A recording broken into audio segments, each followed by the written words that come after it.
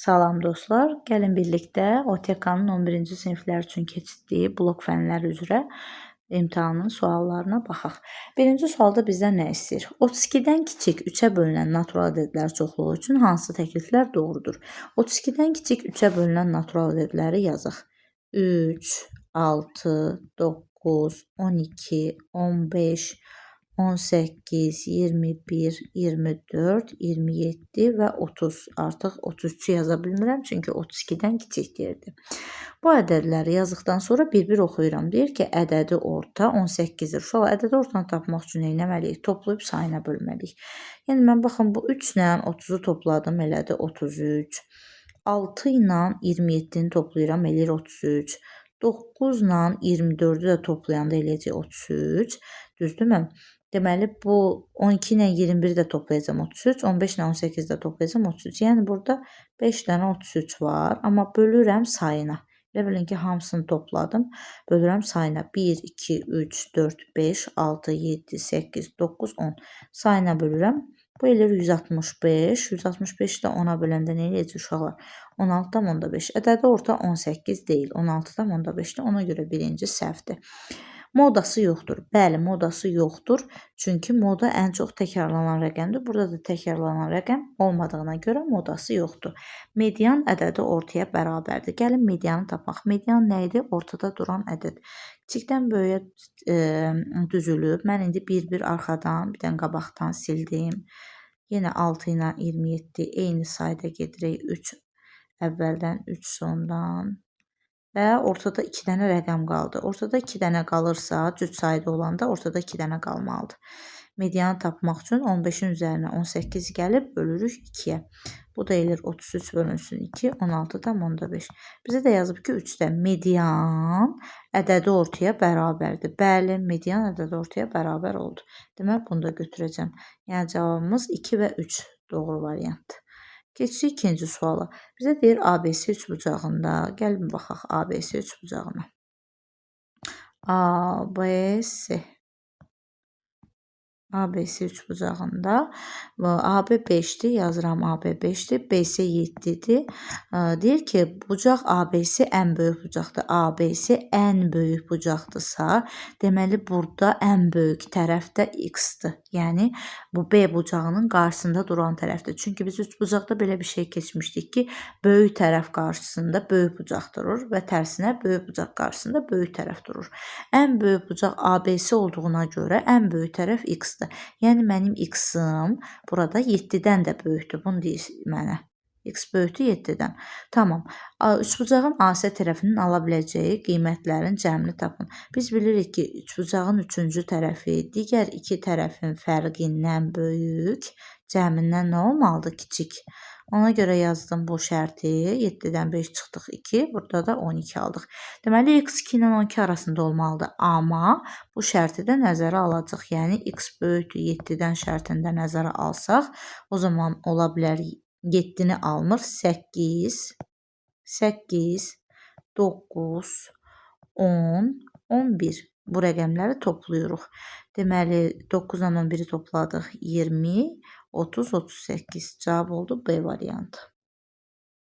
Növbəti sualımıza keçid eləyirəm. Üçüncü sual. Üçüncü sualda bizə verib ki, AOB bucağı 140 dərəcədir. Yəni, ən böyük bucağımız AOC-nin COB-yə nisbəti 3-ün 4-dədir. Biz o zaman AOC bucağına deyərik 3K, COD bucağına da deyərik 4K və bizə deyir ki, COB bucağına 4K dedim. OD şüası COB-nin tənbölənidir. COB-nin tənböləni isə deməli 4K-nı da yarıya böləcək. Yəni, bura mən 2K yaza bilərəm, bu 4K-nı silim. Aha, AOD bucağının dərəcə ölçüsünü istəyir. Biz bilirik ki, AOB bucağı bu K-ların cəmidir də. Yəni, yazacağım 3K üstə gəl 4K bərabərdir 140-a. 7K bərabərdir 140-a. K da bərabərdir 20-yə. Bizdən AOD bucağını istəyir. Bucaq AOD. AOD-yə baxın uşaqlar. AOD neçə K-dır? 5K. Yəni, mən 5-i vurmalıyam 20-yə. Cavab da eləyəcək 100. Yəni, C variantı olacaq bizim AOD bucağımız. Bu qədər. Keçirik 4-cü suala. Deyir A açıq B bərabərdir 5, A kvadrat plus B kvadrat bərabərdir 43, A plus B-nin kvadratını istəyir məndən. A plus B-nin kvadratının açılışında A kvadrat plus B kvadratı var, amma 2AB yoxdur. Düzdürmü? Biz burada istifadə edə bilərik nədən? A açıq B-ni kvadrata yüksəldə bilərəm ki, mən içərisində A kvadrat plus B kvadratı var da, düzdürmü? Bunun açılışını yazım, görəcəksiniz. Bunun açılışı nədir? A kvadratı üstəgəl B kvadratı üstəgəl 2AB. Yəni mən A kvadrat plus B kvadratını bilirəm buradan. Amma AB-ni bilmirəm axı. Onun üçün mən bu misalın hər tərəfini mötərizədə kvadrata yüksəldəcəm. Buradan alacağım A kvadratı üstəgəl B kvadratı çıxılsın 2AB bərabərdir 25. A kvadrat üstəgəl B kvadratın yerinə qoyaram 43, çıxılsın 2AB bərabərdir 25-ə. Deməli, 2AB nəyə bərabər olmalıdır? 43-dən 25-ni çıxıram, alıram 18. AB də bərabərdir. 18-i bölürəm 2-yə, 9. Normalda mən onsuz da 2AB lazım idi. Aha, gətirib qoyacaq, bax, sonda burada yerinə. A kvadrat plus B kvadratı 43-dür. 2AB-nin də cavabını nə tapmışdıq? 18. Qoyaq yerinə 18. 43 ilə də 18-i toplayıram. Alıram cavabı da 61. Yəni Y variantı. Y bəndi oldu cavabımız. Növbəti 5-ci suala. İfadəni sadələşdirin. Gördüyünüz kimi ortaq vuruq çıxartmalıyıq. Yuxarıda hər birində görürük ki, hər bir həddə x var. X-i çıxardıram. Alıram 5x. Üstə gəlsin x-i x-ə böldüm y.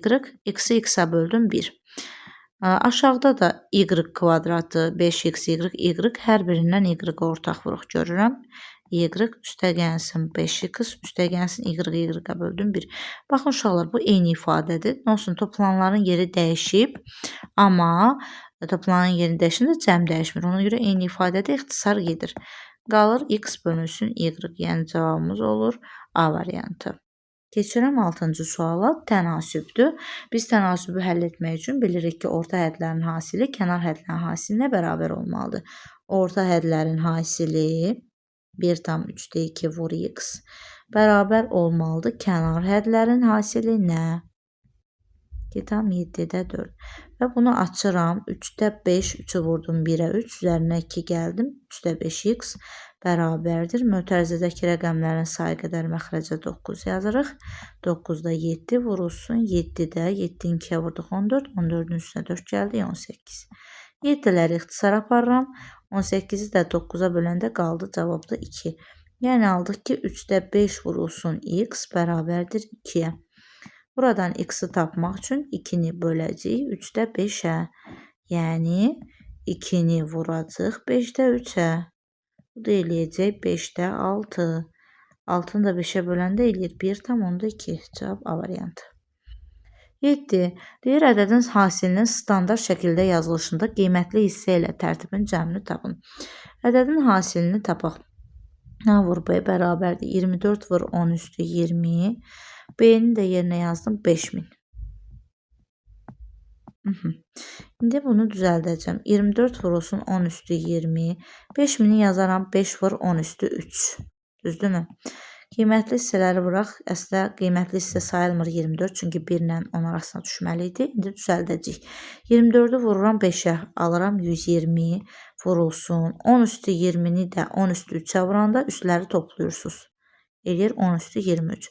Uşaqlar, 120 qiymətli hissə ola bilməz. Çünki 1 ilə 10 arasına düşməlidir. O zaman onu yaza bilərəm. 1/2 vur 10 üstü 2.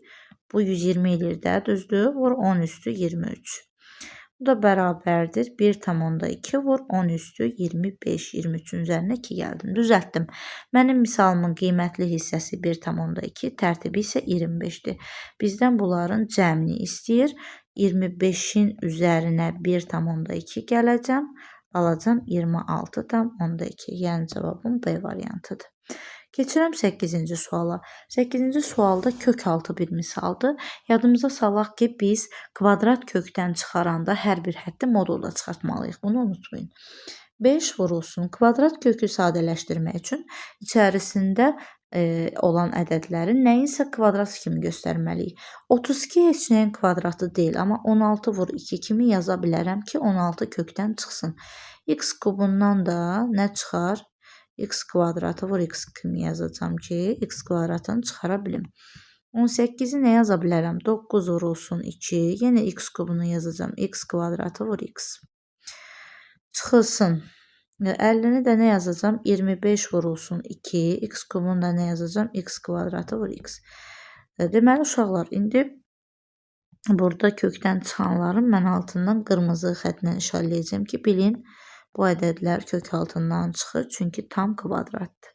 İndi çıxaraq. 16-dan nə çıxacaq kənara? 4.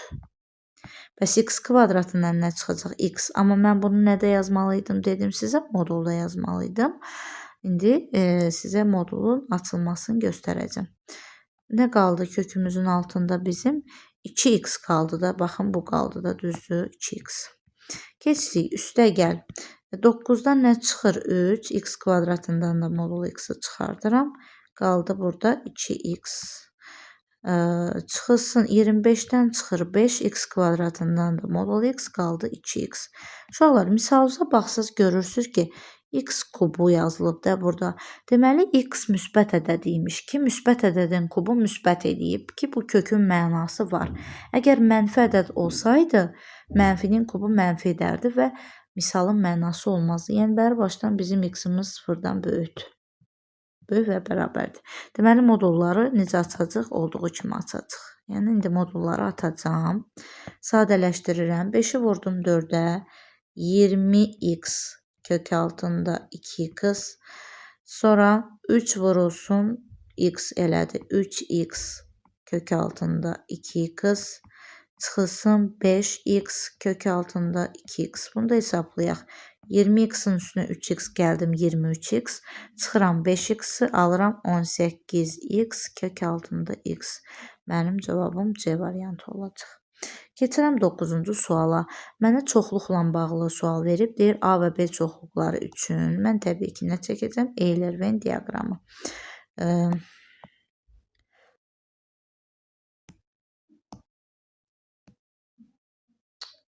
Ne bilir?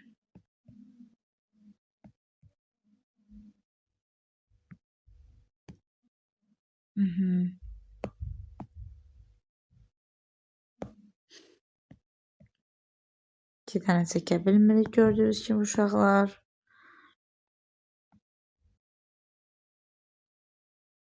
Qəribədir.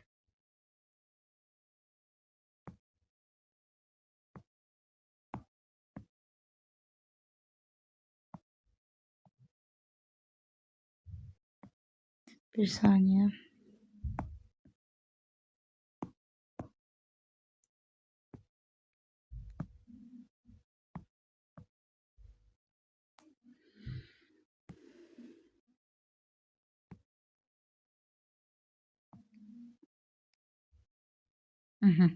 Mən bunu birlikdə çəkəndə silir nədənsə.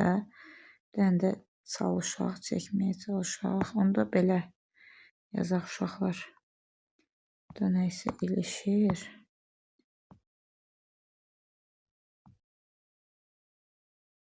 Yox ki, bu kəsişib.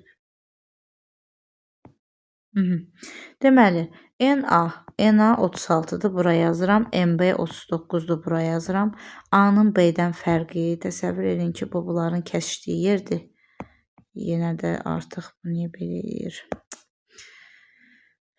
Bunların kəsişdiyi yerdir. Belə xətlə ayıraq. 18-dir. Bizdən B-nin A-dan fərqini istəyir. İndi mən bunu bu cür istədim eləyəm. A-nın B-dən fərqi verib, mən deməli 36-dan 18-i çıxıb buranı tapacam. Bura oldu 18, düzdür uşaqlar? Bax, bu isə 18-dir. Bura 18-dir. Deməli, mən B-nin A-dan fərqini tapmaq üçün 39-dan 18-i çıxmalıyım. 39-dan da çıxıram 18-i, tapıram cavabda 21, yəni A variantı. Bura 18 idi kəsişdiyi yer və mən 18 olan bax bu hissədir. Mən buranı tapmaq üçün 39-dan 18-i tapıb B-nin A-dan fərqini tapmış oluram. Cavab A bəndə oldu. Keçirik 10-cu suala. 10-cu sualda bir hədlinin qüvvəti əmsalından neçə dəfə böyükdür? Görürsüz ki, bu bir hədli standart şəkildə deyil. Ona görə əvvəlcə onu standart şəklə gətirməliyik. Gəlin açaq. Uşaqlar, 3/1 nə deməkdir? 3-də 10, A üstü 8, B üstü 5 üstü 4. 10-da 3-ü də kəsrə gətirirəm. 10-da 3, A, B üstü 3 üstü 5. İndi açacağam və rəqəmləri yan-yana yazacağam. Bura yazıram 3 üstü 4, 10 üstü 4. Vurulsun. Bu tərəfdə də 10 üstü 5, 3 üstü 5. Getdik. Birinci A-ları yazaq. A üstü 8 üstü 4 eləyir A üstü 32. Vurulsun. B üstü 5 üstü 4, B üstü 20. Vurulsun. Keçsin bu yana. A-nın üstü necə yoxsa 1-dir. A üstü 5, B üstü 15. Düzdür? Baxaq. 3 üstü 4, 3 üstü 5 bölürük. Nə qalır burada? 3. Bunları da böləndə qalır 10 üstü 1. Yəni burada qaldı 10-da 3. A üstü 32-ni A üstü 5-ə vurdum. A üstü 37 üzərlərini toplayırsınız. B üstü 20-ni B üstü 15-ə vurdum. B üstü 35. Standart şəklə gətirdikdən sonra deyə bilərəm. Bu misalın uşaqlar əmsal nədir? 10-da 3. Qüvvət isə hərflərin üzərini toplayırıq. 37-nin üzərinə gəlirəm 35. Alıram cavabda 72. Bizdən deyir ki, bir hədlinin qüvvəti əmsalından neçə dəfə böyükdür? Yəni 72-ni böləcəm 10-da 3-ə. Yəni 72-ni vuracam 3-də 10-a. 72-ni də 3-ə bölürəm 24. 24-də 10-a vururam 240. Cavab oldu A variantı. Keçirik 11-ci suala. Deyir bizə bu ifadənin qiymətini hesablayın. Kəsirlər üzərində əməllər olduğuna görə düzgün olmayan kəsrə çeviririk. 2-ni 3-ə vurduq 6, üzərinə 1 gəldik 7. 7-də 7-ni 4-ə vurduq 28, üzərinə 2 gəldik 30. 7-lər ixtisar getdi, 30-u da 3-ə böldüm 10. Deməli, buranın cavabı oldu 10. Digər misalı hesablayıram. Uşaqlar, görürəm ki, onlar ikisi də mənfidir, deməli toplamalıyam. 3 ilə 4-ü toplayıram 7, yəni ikisi də eyni işarədir demək istəyirdim. Tam hissələrdə topladım, kəsir hissələri toplayacağam. 38-də 25-in üzərinə gəlirəm 33.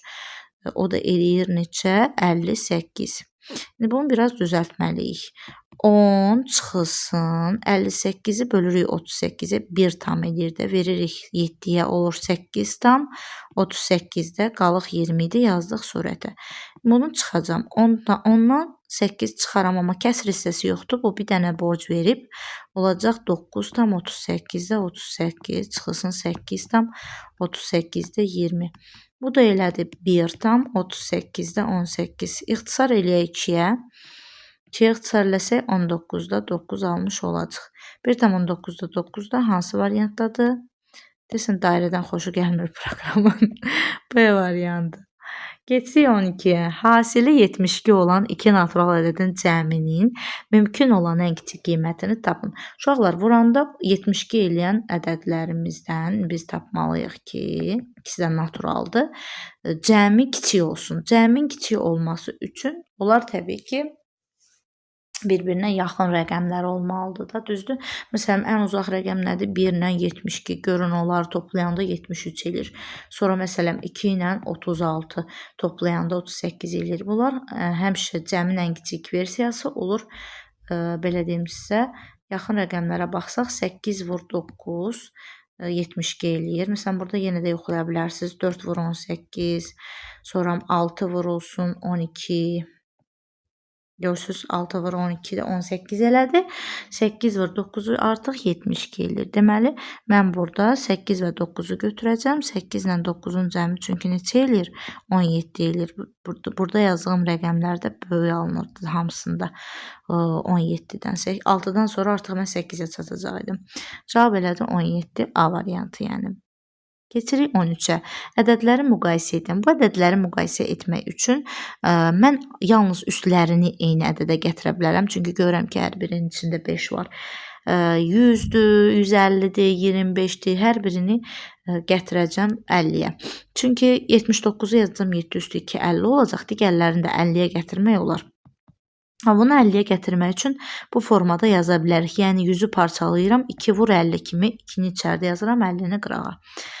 B bəndində 2 üstü 3 üstü 50 kimi yazıram. 50-ni 3-ə vuranda 150 eləyir. C bəndində isə 49-un yerinə 7 üstü 2 yazıram. Üstündə də 25. İndi baxaq. Bu olacaq 9 üstü 50. 3 üstü 2 9 elədi. 2 üstü 3 8 üstü 50. Onu da hesablamalıyam ki 50 alınsın. 7 üstü 50. Gördüyünüz kimi uşaqlar rəqəmlərin üzərində eyni ədədlər var. 50, 50, 50. Deməli, əsasları müqayisə edirik. Ən kiçik təbii ki C-dir, sonra B-dir, sonra A-dır. C kiçikdir B-dən, kiçikdir A-dan. Yəni cavabımız oldu Y variantı. Y bəndi. Keçirik 14-ə. 14-ə bizə hesablama verib, qiymət yerinə qoyub hesablamalıyıq. Amma bu suallarda həmişə ilk öncə təbii ki, nə etmək lazımdır? Sadələşdirmə aparıb sonra yerinə qoymaq daha məsləhətlidir. Baxaq biz necə sadələşdirmə apara bilərik uşaqlar. Gəlin baxaq. Deməli, A kvadratı üstəgəl 6A, üstəgəl 9-u mən 1 götürəcəm. Baxın, bax, bu üçünü 1 götürəcəm. Həmişə bilin, bir dənə hərf, məsələn, 2 hərf verib də burada A və B hərfi. B hərfindən bir dənədir. Digər hərfdən 2 dənə verilib də A kvadratı 6. Onda bu B kvadratı tək qalır həmişə. Üçünü bir qruplaşdırırsınız. Yəni A kvadratı üstəgəl 6A, üstəgəl 6A, üstəgəl 9-u bir qruplaşdıracam. Çıx B kvadratı da tək saxla. Oldu nə? A üstəgəl A üstəgəlsin 3-ün kvadratı çıxsın B-nin kvadratı. Bu da kvadratlar fərqidir. A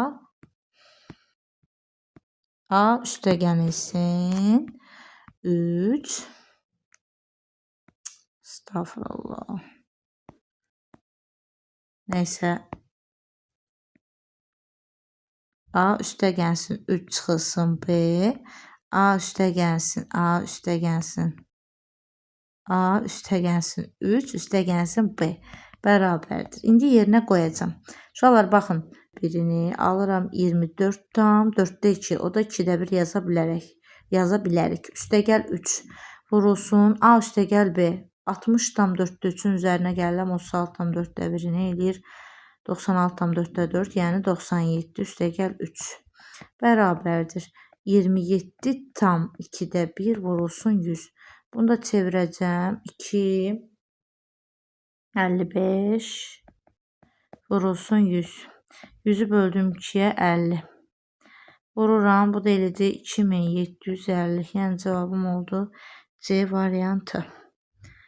Keçdik 15-ci suala. 15-ci sualda bizə üçbucaq məsələsi verilib. Üçbucaq ASB düzbucaqlı üçbucaqdır. Çəkək. Düzbucaqlı üçbucaqda ASB 90 dərəcədir.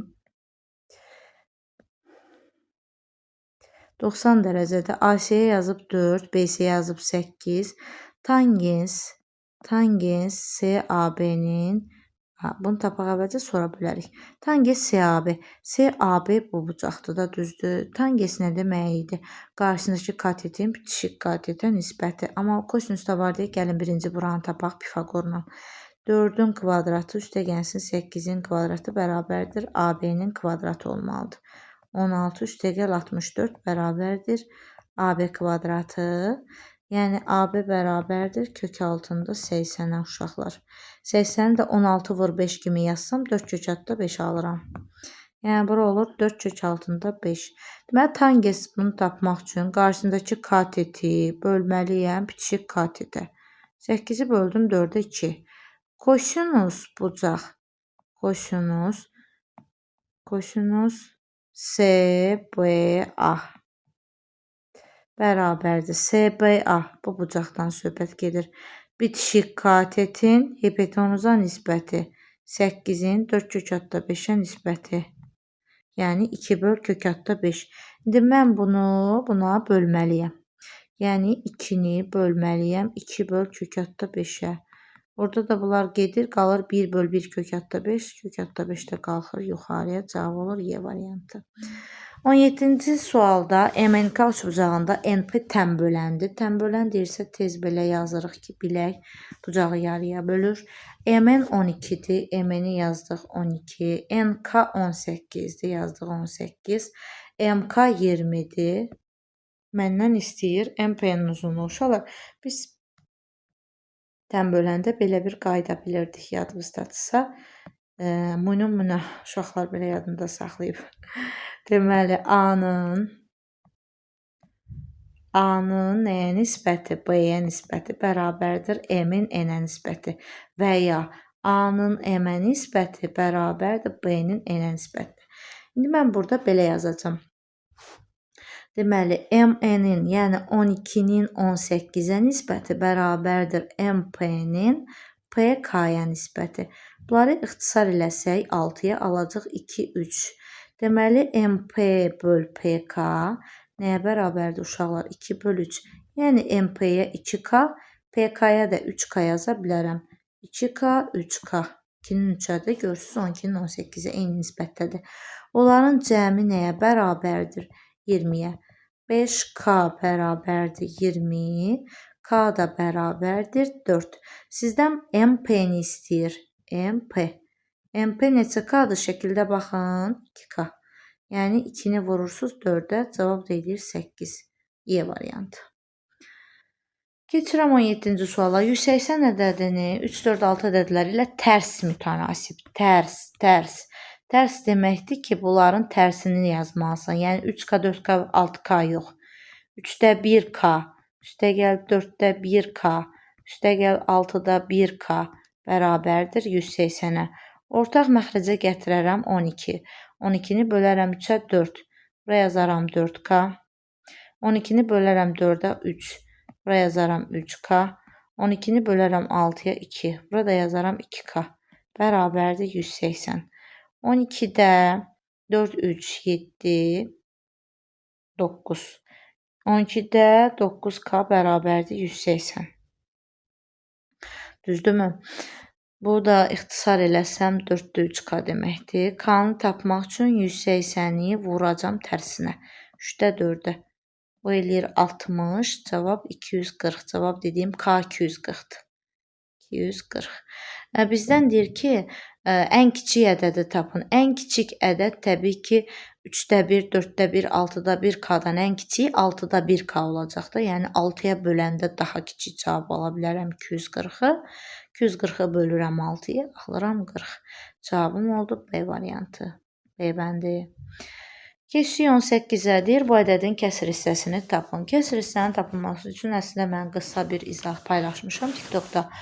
Deməli, necə baxırıq uşaqlar kəsr hissəni tapmaq üçün? Əgər sənin kök altında olan ədədin mənfidirsə, gördüyünüz kimi mənfidə qabağında, onda deməli, o kökdən böyük ilk kökdən çıxan ədədi yazmalıyıq biz. Yəni, kök altında 130-dan böyük kök altından çıxan ədəd hansıdır? 144. Düzdürmü? Yəni, burada olacaq kök altında 144. O da olur 12 çıxılsın kök altında 130. Yəni, cavabımız olur A variantı. Amma belə necə tapılır normalda deyim sizə? Normal tapılma qaydası belədir. Əvvəlcə bu ədədi təqribi hesablamalıyıq. Gəlin 130-u təqribən hesablayaq.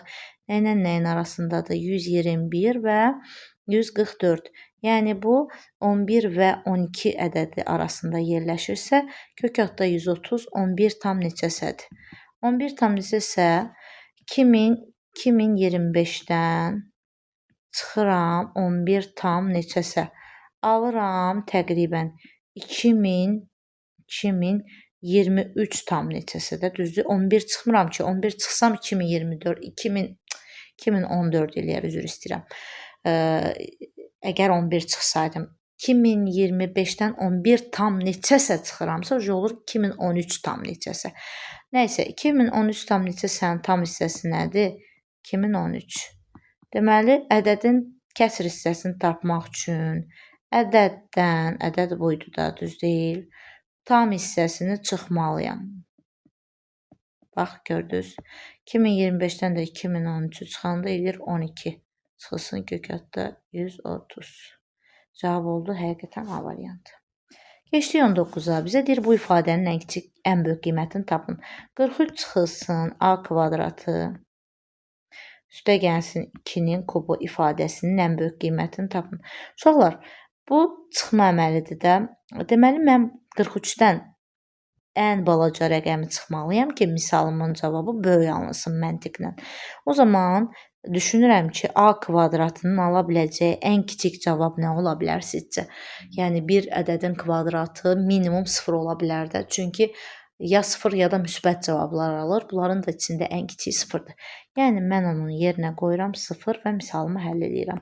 43 çıxılsın 0 üstə gəlsin 2-nin kubu, 43 çıxılsın 8.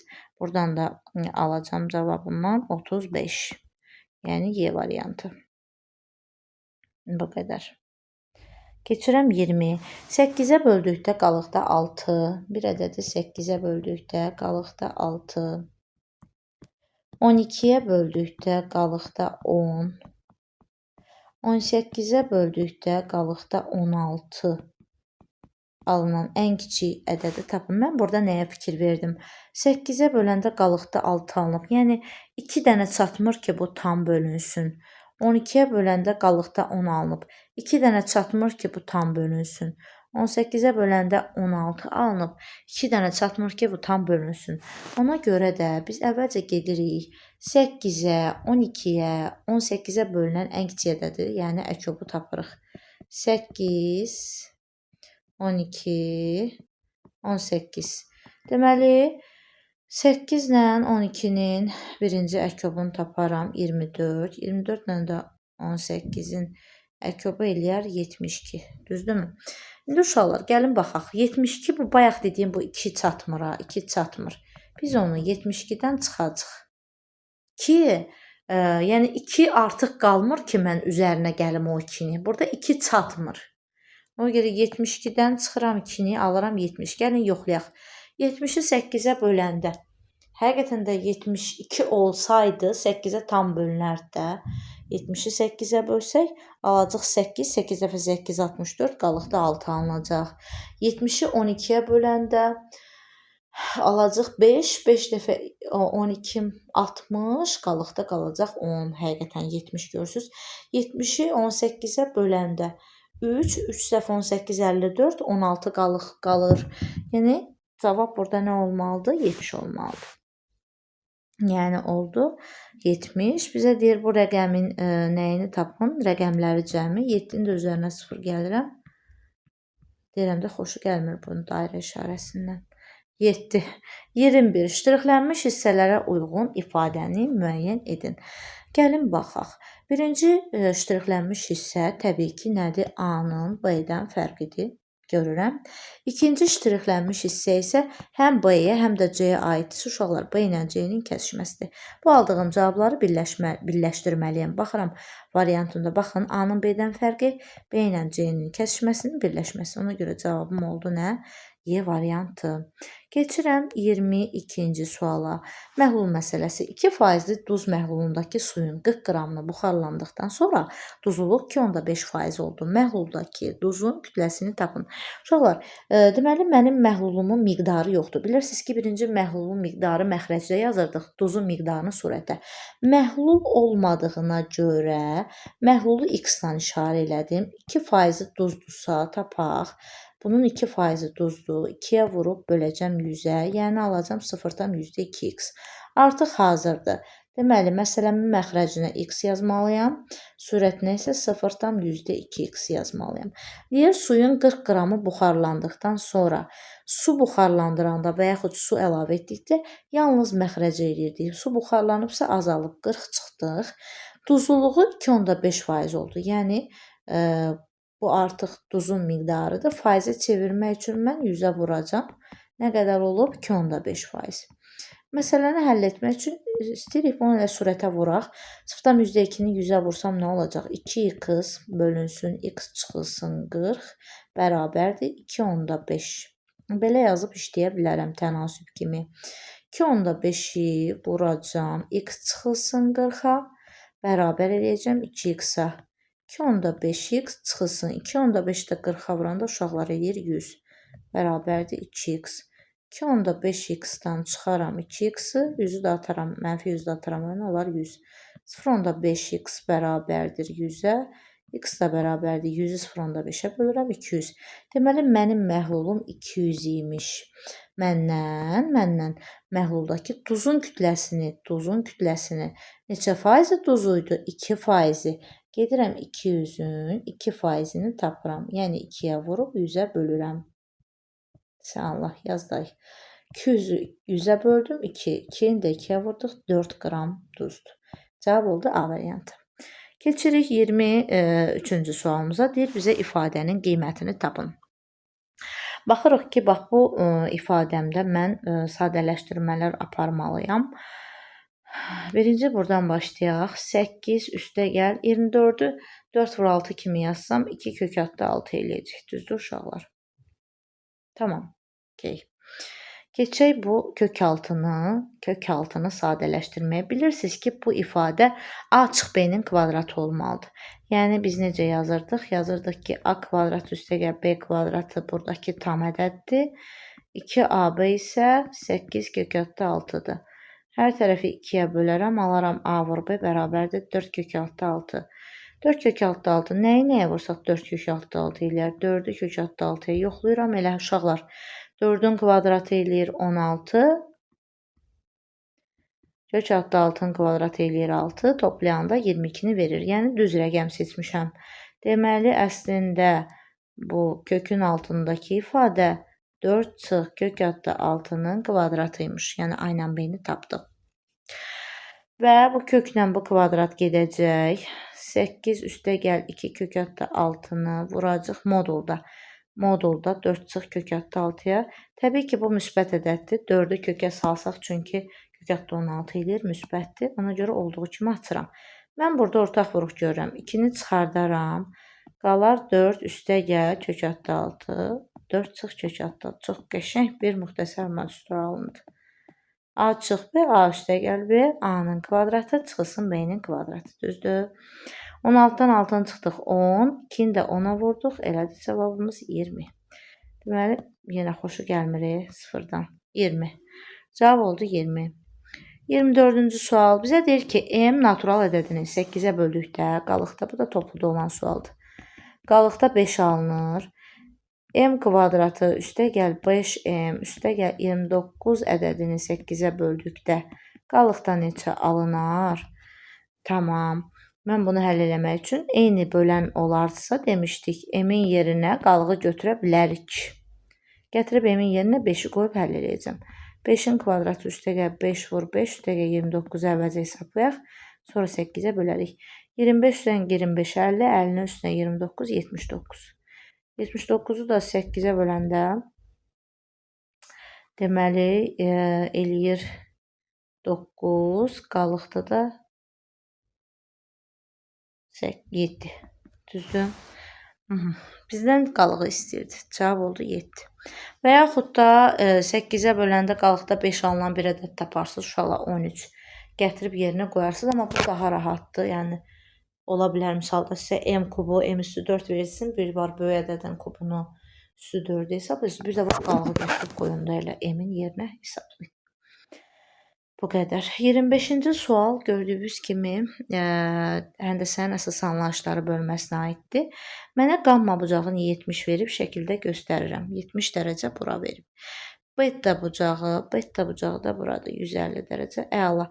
Bu 150-dirsə buranı taparam 30 və mən M hərfi qaydasından istifadə edəcəm. Baxın, uşaqlar. M hərfi. Yəni çəkeyim sizin üçün. Bura 30-dur, bura 70-dirsə, burada 40 olmalıdır. Çünki bu bucaqla bunun cəmi 70-i verməlidir M hərfi qaydası. Düzdür. Deməli, mən buranı tapdım 40. Alfa da 40 olacaq, çünki qarşılıqlı bucaqlardır. Cavab oldu 40 dərəcə. Keçək digər sualımıza, uşaqlar. Hovuz məsələsi. Boş hovuzu bir boru ilə 6 saata dolur boş hovuz. İkinci boru ilə isə tam dolub 8 saata boşalır. Bax, boş hovuz bir boru ilə 6 saata dolur. 6 saata dolur. 8 saata boşalır. Yaxşı. Su ilə tam dolu hovuzda, deməli artıq doludur. Düzdürmü? İkinci borunu açdıqdan 2 saat sonra, uşaqlar, ikinci boru budur. Bunu açmışam, başlayır boşaltmağa. Dolub da, tam dolub, 8 saata dolub. 8 saata boşalma rejiminə keçmişəm. Çünki ikinci borunu açmışam deyə o artıq başlayır boşaltmağa.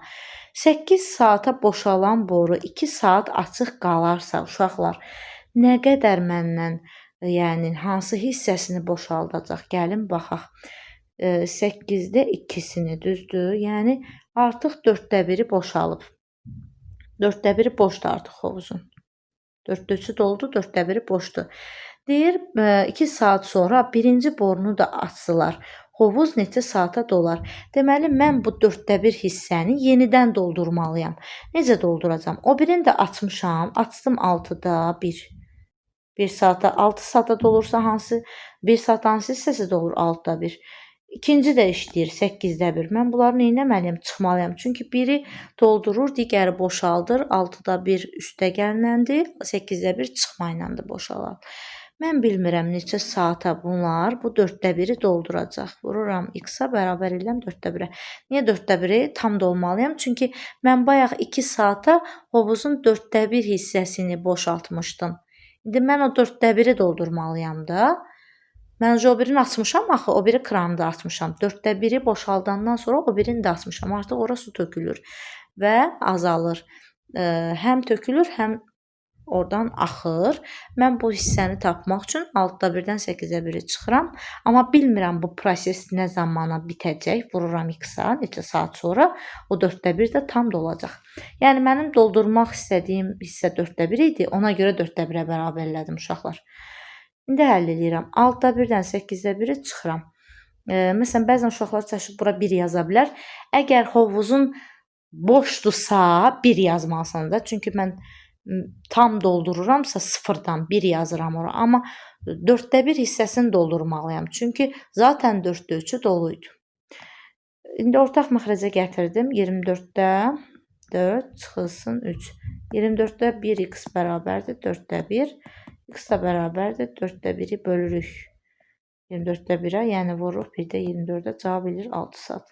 6 saat sonra deməli hovuzumuz tam dolacaq. Keçdik 27-yə. Uyğun tərəfləri perpendikulyar olan bucaqlar haqqında teorem belə idi. Onlar ya bərabərdir uşaqlar, ya da cəmləri 180-dir. Ya bərabərdir, ya da cəmləri 180-dir. Yəni 2 hal mövcuddur. Gəlin baxaq. Bizə deyir alfa 42-dir. Variantlarda görürəm ki, beta 42-dir. Olar, əgər bərabərdirsə. Amma yox, cəmləri 180-dirsə, 180-dən 42-ni çıxsam, alacam 138. Həmin variantı da mənə verib, ona görə D bəndi də gedir. Deyir ki, alfa çıx 74 bərabərdir beta. Burada bərabər ola bilməz. Bərabərdirsə, alfa bərabər olar da beta. Deməli, cəmi 180 olan hala aiddir. O zaman bunu həll eləməliyəm. İkincini yazıram. Alfa çıx 74 betadırsa, burada betanın yerinə qoyacam. Alfa çıx 74 bərabərdir 180. 2 alfa bərabərdir. 180-in üstünə 74 gəlirəm. 254. 254-də 2-yə bölürəm. 127. Biri 127-dirsə, betanı da tapmaq üçün 180-dən 127-ni çıxarıq. Alarıq neçə dərəcə uşaqlar? 53 dərəcə. Bu da bizim variantımızda verib. Deməli, burada getdi B bəndi. Üçüncüdə isə 136-dırsa, digər də 136 ola bilərdi. Yoxdur variantlarda. Amma cəmi 180-dirsə 44 olmalıdır. Burada A getdi. Deməli, 1-ə 7, 2-yə B, 3-ə A. İşlənməyən bəndimiz C bəndi oldu. 143 dərəcə heç birinə getmir. Yoxlayırıq. Bəli. Bu qədər. Keçdik 28-ə. 20 kiloqram deməli, uşaqlar 8% duz məhlulu ilə 25 kiloqram 4% duz məhlulunu qarışdırıb. Əvvəlcə bunu qarışdırmaq üçün tapaq ki, 20-nin 8%, yəni nə qədəri duzdur? 1,6 kiloqram burada duz var. İkincidə 25-in 4% duzdur.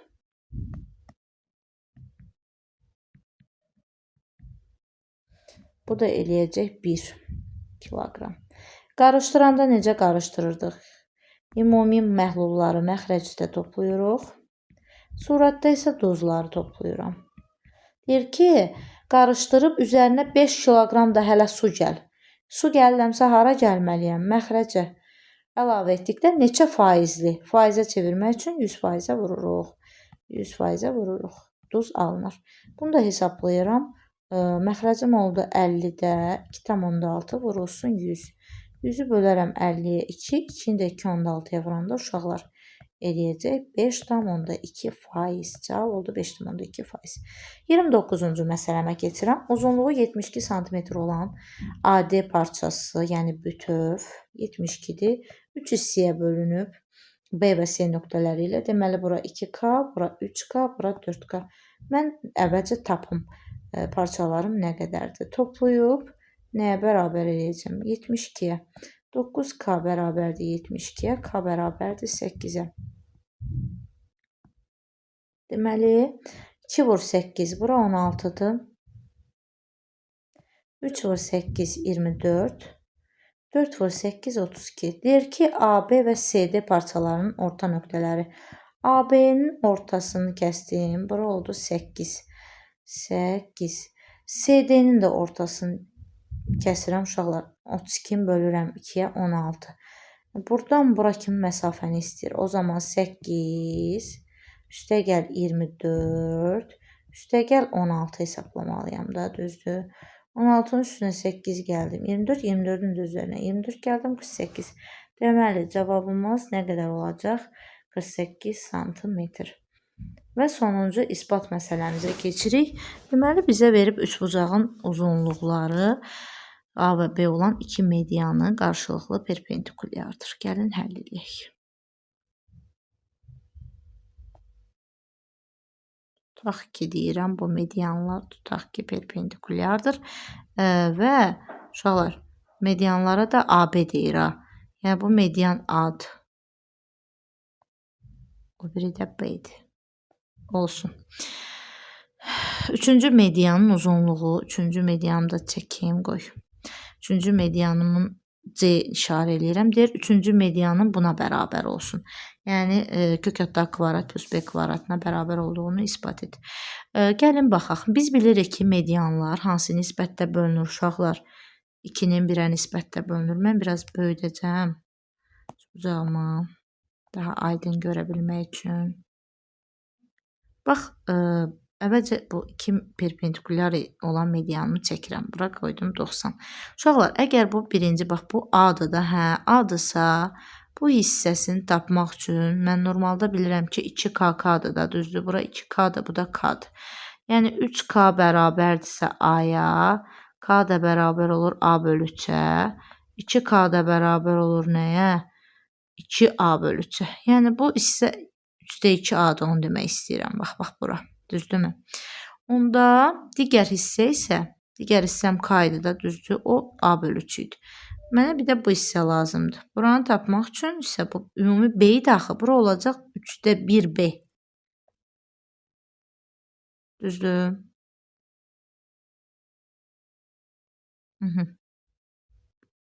Yox, mən elə digərini tapım da. Bu hissə lazım deyil mənə. Bir saniyə, düzəldim, səhv işarələdim.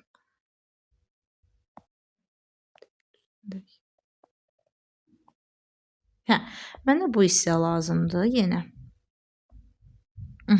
Burada olsun 3-də 2B eyni ilə. Düzdürmü? Digər medianım da C-dir, bu heç. Buranı həll edəcəm onsuz da. Diqqətlə baxaq. 3-də 2A, 3-də 2B, düzdür. Mən burada Pifaqor teoremindən istifadə edə bilərəm, doğrudurmu? İndi bir şeyi sizə göstərirəm. Burada düzbucaqlı üçbucaq görürsünüz. Baxsaz əgər işarələyəcəm. Bax, bu düzbucaqlı üçbucağın nə idi? Medianıdır da. Çünki bu üçüncü də median deyildi. Median da biz nə demişdik? Nəyin yarısına bərabərdir? Hipotenuzun yarısına bərabərdir. Yəni, bu medianın özü hipotenuzun nəyinə bərabərdir? Yarısına bərabərdir.